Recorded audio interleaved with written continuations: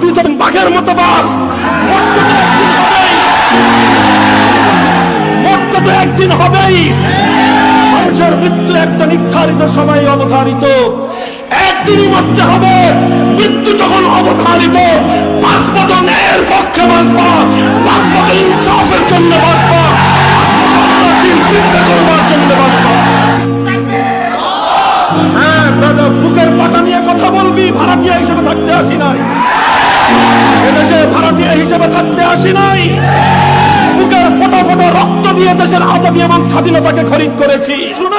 যারা ইসলামের শত্রু তারাই মানবতার শত্রু, যারা মানবতার শত্রু তারাই বাংলাদেশের দুশ্মন, ওরাই স্বাধীনতার শত্রু।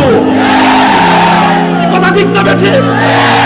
যারা এদেশে ইসলামের সৈনিক তারাই স্বাধীনতার সৈনিক, যারা আল কোরআনের সৈনিক তারাই স্বাধীনতার অদম্য প্রহরী, যারা কোরআনের দুশ্মন ওরাই স্বাধীনতার দুশ্মন, যারা ইসলামের দুশ্মন ওরাই দেশের দ্রোহী। অধিকার নিয়ে কথা বলবা, মালিকের মতো কথা বলবা। এই জমিনের মালিকানা আমাকে আল্লাহ দিয়েছেন, এটা কারো কাছ থেকে ইজারা সূত্রে পাই নাই, ভাড়াটিয়া হিসেবে থাকতে আসি নাই। জমিনের মালিকানা আমাকে আল্লাহ দিয়েছেন, যতদিন বেঁচে থাকবো মালিক হিসেবে জমিনের মধ্যে বেঁচে থাকতে হবে, আল্লাহর খলিফা হিসেবে জমিনের মধ্যে বেঁচে থাকতে হবে। দুনিয়ার কোন মানুষের অনুগ্রহে আর কৃপার শিকার হয়ে দুনিয়াতে থাকবে। মুহতারাম হাজিরিন, এই বাংলাদেশের মাটিতে বসে স্বাধীনতা এবং ইসলাম একটাকে আরেকটা থেকে বিচ্ছিন্ন করবার কোনো সুযোগ নাই। স্বাধীনতা হয়েছিল জুলুম এবং বৈষম্যের অবসান ঘটাবার জন্য, আর জুলুম এবং বৈষম্যের অবসান ঘটাবার জন্য আল্লাহর জমিনে ইসলাম এসেছে। জুলুম এবং বৈষম্যের কবর রচনা করার জন্য কোরআন নাযিল হয়েছে।